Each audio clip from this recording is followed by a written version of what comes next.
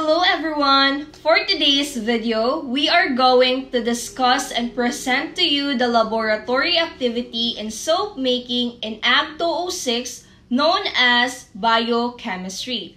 The following members are Flores Christine, Martin Shanky, Robetta Mel Jane, Ethanol Irish, Kadusale Edreline, and also Esmero J. Veneser. We are the Group 1 and Section B. The materials and equipment we use are gloves, soap molder, spatula, pitcher, dishwashing liquid, sponge, mask, disposable spoon, all-purpose tissue, electric hand mixer, weighing scale, and also rice cooker steamer. Cloth is one of the important materials that we need to use in soap making because it serves as cover our soap molder for curing process. Next is gloves. We use gloves because in this laboratory, we use a NaOH or sodium hydroxide, so makapasok siya. Next is spatula. It's basic. Pitcher for mixing, dishwashing liquid for sanitizing, sponge also, and mask. And next is all-purpose tissue, also for sanitizing, and the rice cooker steamer, sanitizing also. For electric hand mixer for mixing, and weighing scale for weighing a niacinamide, NaOH. And that's all. For soap ingredients, we use water, cocos nocifera or coconut oil, Allias genesis or palm oil, phenoxyethanol, Cucumis savitus cucumber extract, Citrullus lanatus or watermelon extract, blooming floral scent, and also the niacinamide. As what I've said earlier, that are the following ingredients that we use in soap. With the additives, cucumber extract provides instant hydration and helps strengthening the skin's natural moisture barrier to prevent future dehydration. Watermelon extract that helps make your complexion look younger, firmy, and alternately glowing and blooming.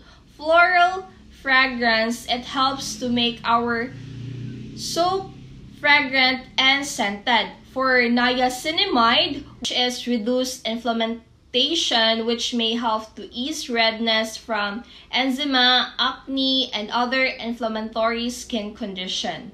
The fatty acid present in our soap are lauric, linoleic, myristic, oleic, palmitic, and also stearic with the following percentage of 1.6%, 9.9%, 1.8%, 38.5%, 43.5%, and 4.9% respectively. Distribution of unsaturated and saturated fatty acid determines the hardness, the aroma, the cleansing, the lather, and the moisturizing abilities of soap. Thus, this fatty acid have contributed different rules such as the lauric is a saturated fatty acid that contribute hardness and cleansing and big fluffy lather.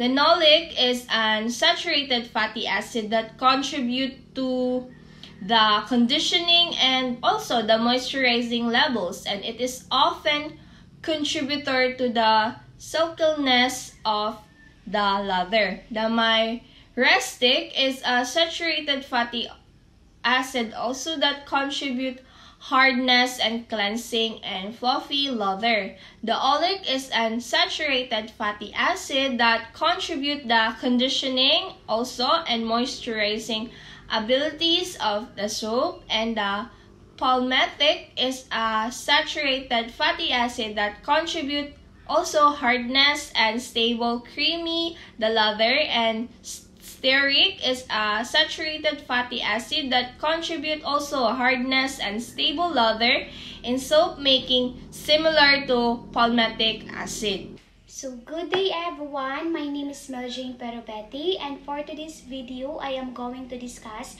the following procedures. Step 1 is preparing the materials. Before we start the laboratory, first we prepare our materials and equipment, and step 2 is sterilize.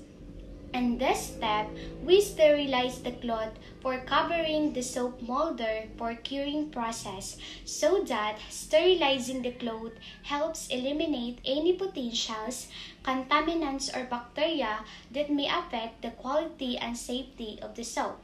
And the third is clean. After sterilizing the cloth, before we use the materials, we need to wash it using water and with dishwashing liquid, and after washing and cleaning, use distilled water for washing the materials again. So step number 4 is the weighing and measuring. So weighing and measuring, this is where we measure the accurate amount of our ingredients. Then step number 5 is combining the ingredients. So in this is where we combine, we blend, and binding those ingredients in one another until they become one product. Then step number 6 is the mixing the ingredients. So mixing the ingredient, this is to allow the heat and or mass transfer to occur between one or more streams, components, or phases. Step 7. Molding. Once the soap reaches about a medium trace liquid thickness, pour it into your mold. Separate the container using a plastic spatula to ensure no soap is left behind. Tap the molds on your table or counter to release any trapped air bubbles. Insert the molder by covering with a sterilized cloth to allow the soap to sit in the molder for 48 to 72 hours from 23 days at room temperature. Step 8. Packing. Our MJK Soap Toast Bar detergent soap is packed in carton boxes that are designed to protect the soap and keep it fresh. Each bar with 80 grams and it is perfect for washing clothes. A order for or more, our MJK Soap Toast Bar detergent soap is made with high quality ingredients including coconut oil, palm oil, cucumber oil extract, watermelon extract, and niacinamide. It also has a blooming floral scent that will leave your clothes smiling fresh and clean. Hi everyone, good day. My name is Sean Kitty Martin, and for today's video, I have to discuss the findings and discussion of our laboratory in soap making activity. Findings and conclusion. Soap is now an essential everyday item and find its importance in everyday life. After the laboratory activity in soap making, we found out that all soap is made from fats and oils mixed with alkaline basic solutions. By means of oils and with the help of sodium hydroxide and NaOH, we have developed a soap. We also discovered that the process of making soap is called saponification. Instead of body soap, due to the hardness caused by the amount of niacinamide, the soap became hard to the extent that we have converted it into bar soap. Regarding the curing process, it takes time to cure it before using it. With the help of the additives, we successfully made the soap. And for the final product, the following slide will preview the images together with the packaging of our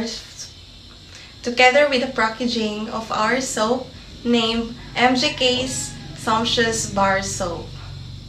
Reflection.